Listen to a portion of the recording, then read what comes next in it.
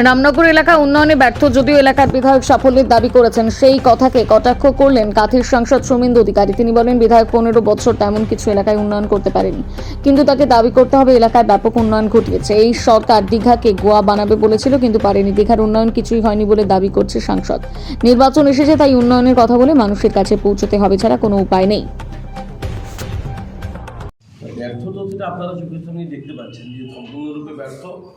এখানে বিধায়ক তথা সরকারের সম্পূর্ণ একটা অকর্মণ্যতা, অপদার্থতা এটাকে তিল করে ধ্বংস করছে এবং চাষিরা বঞ্চিত হচ্ছেন। সবথেকে বড় কথা যে আগামী দিন নির্বাচনে রামনগর এলাকায় একটি বড় ইস্যু হতে চলেছে, যেখানে রামনগরের সব থেকে বলছে উন্নয়নের দিক থেকে এক নম্বরে, সেখানে আপনারা বলছেন রামনগর ব্যর্থ। না, উন্নয়নের দিক থেকে 1 নম্বরে তার দাবিটা কী করছেন? শাসক দলই করছে, বিধায়ক বারে বারে বলছে। বিধায়ক বারে বারে বলছেন, তাকে তো বলতেই হবে স্বাভাবিকতা। তিনি তার 15 বছরের কর্মকাণ্ড যা এখানে আমরা যার উদাহরণ দেখতে পাচ্ছি প্রতিটি ক্ষেত্রে, তা থেকে তাকে তো অস্বীকার করে আবার নির্বাচনে মানুষের কাছে পৌঁছানোর চেষ্টা করতে হবে। তবে তিনি তাতে অসফল হবেন, এটা নিয়ে কোনো সন্দেহ নেই। এবং দীঘাকে গোয়া বানানোর প্রতিশ্রুতি দিয়েছিলেন মমতা বন্দ্যোপাধ্যায়। ইনফ্রাস্ট্রাকচার আজকে একটা হাইওয়ে, একটা তার জমির না দেওয়ার কারণে, অসহযোগিতার কারণে একটা বাইপাস নির্মিত করা যাচ্ছে না।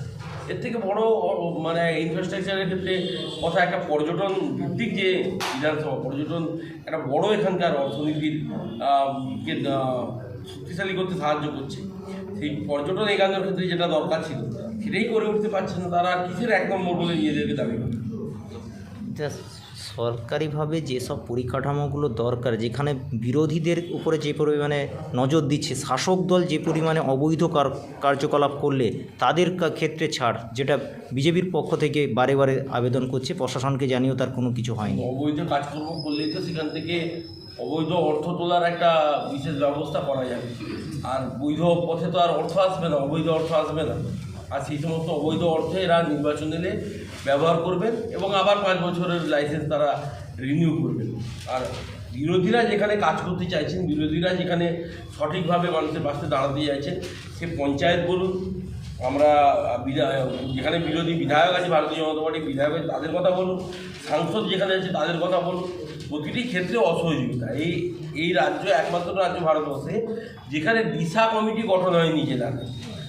এটা জেলার উন্নয়নের মূল যে কমিটি, দিশা কমিটি, যার মাধ্যমে জেলার উন্নয়ন পরিচালিত হয়, সারা দেশে গঠন হয়েছে। কেবলমাত্র দিশা কমিটি কোথায় নেই?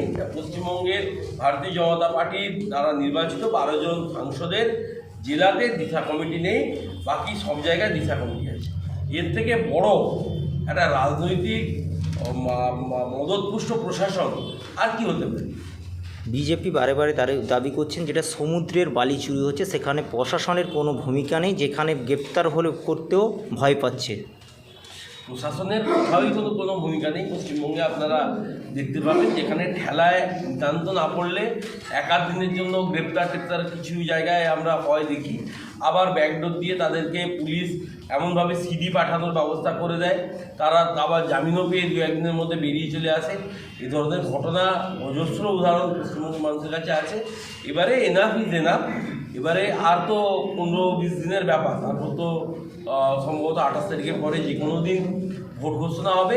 মমতা বন্দ্যোপাধ্যায়ের পতন একেবারে আসন্ন এবং সেটা একেবারে সুনিশ্চিত, এটা নিয়ে কোনো সন্দেহ নেই। আগামী দিন ভারতীয় জনতা পার্টি সরকার গঠন যখন হবে তখন এই বিষয়গুলো আমরা নিশ্চয়ই অ্যাড্রেস করব।